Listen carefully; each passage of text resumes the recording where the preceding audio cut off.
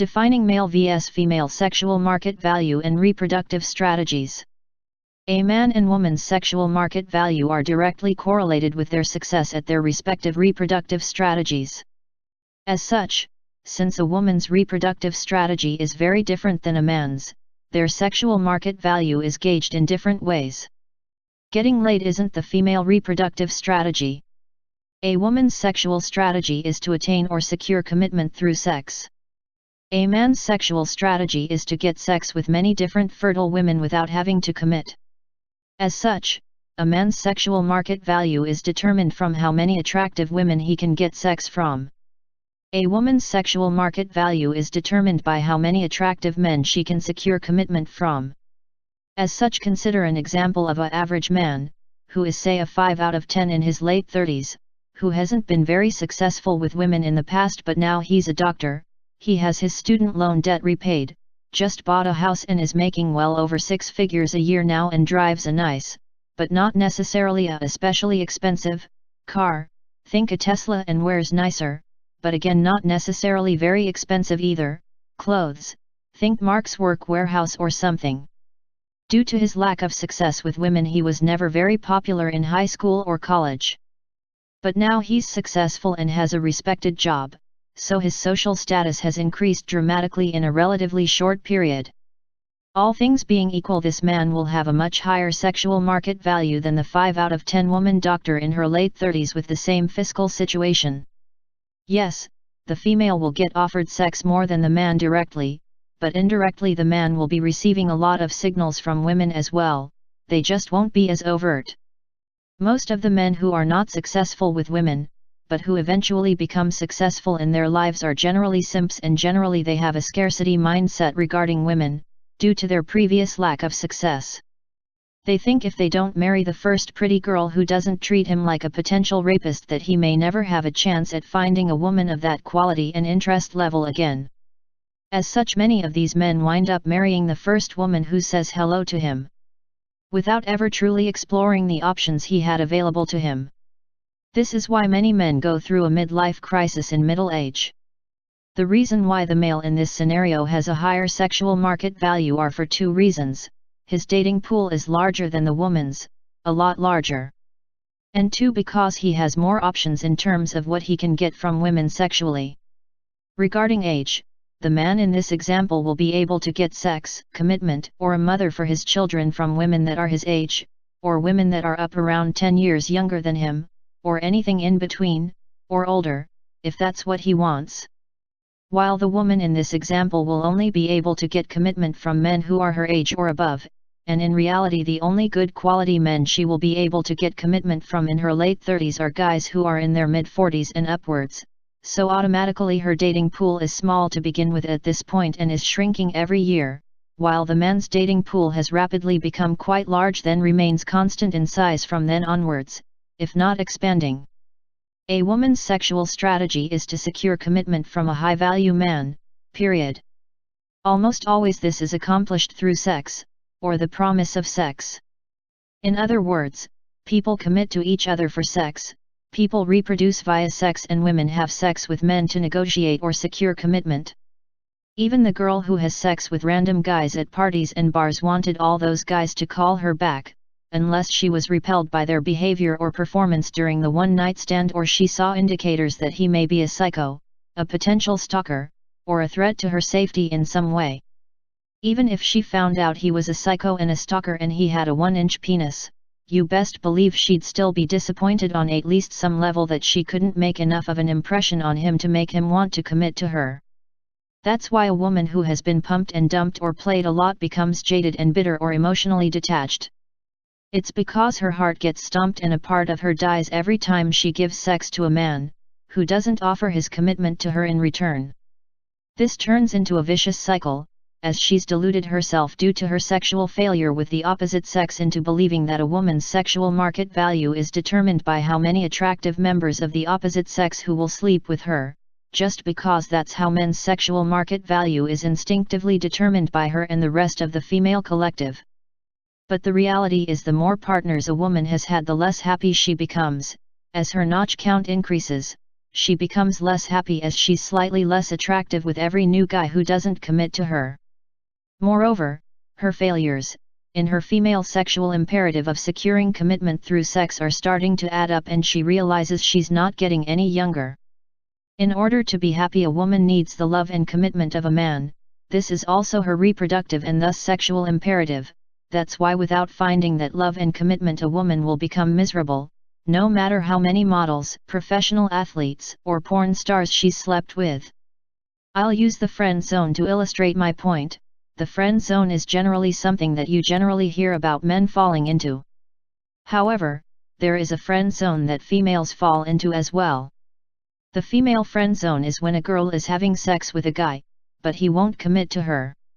He sees her as just a friend with benefits, but a friend, nevertheless. The man is getting validation from the deal, by having sex with a woman he's not committing to. As such, his sexual market value has gone up a point as other women see that he is receiving ongoing sex with a woman, without giving commitment in return. This causes his sexual market value as gauged by the women, and men, in his circles as having gone up in proportion to how attractive his friend-zoned friends with benefits girl is. However, the friend-zoned girl in this situation sees her sexual market value go down in the eyes of her peers, as she's been continuously offering sex to this man, but has not been able to make him stay. He may be having sex with her, but this means nothing as there are tons of guys who will have sex with a milk jug or anything with a vagina. The fact that he's not offering his commitment to her indicates to others she may be defective or sexually unworthy in some way, which is why he's essentially using her as a piece of Kleenex. Contrast this with the more typically talked about male friend zone. A woman, with her friend-zoned guys, is also getting validation, but in a different way, as she's receiving romantic attention from a man who she doesn't even have to have sex with. As such, the women with friend-zone guys sees her sexual market value go up a point as she's able to secure attention and commitment in a sense from her friend-zoned guy without giving sex in return.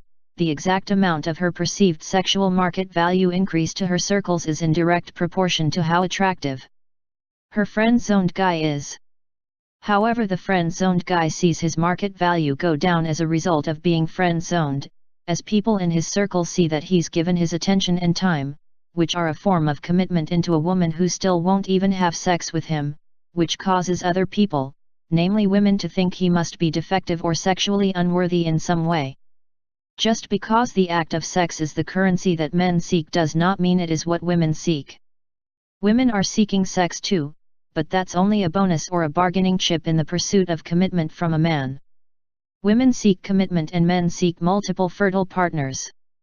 This is why a 35-year-old woman who slept with 400 chads is disdained by most men, including most of the chads she slept with, and why a man who may be successful financially and have a strong marriage with his wife, but who was a virgin before meeting his wife, will be seen as a socially awkward beta and unsuccessful with women. To the majority of women, these women may respect him as a father and perhaps, maybe as a husband, but they will not respect his sexual market value, unless he's slept with a lot of women. Women regard men who have had a lot of partners as a good catch, as it shows he's attractive to a wide variety of women. While a woman who's had a lot of partners is seen as a slut to most men and not as wife or serious relationship material. A man who's a virgin is seen as a social pariah to most women, and women won't respect him as they believe he has no options and has to be defective and desperate as a result. While a virgin woman is considered the holy grail as a potential partner to most men, whether it's as a notch on his belt, an LTR, the mother of his child, or as a wife. Some people are trying to assign parameters to judge the sexual success of men to women as well, which does not work.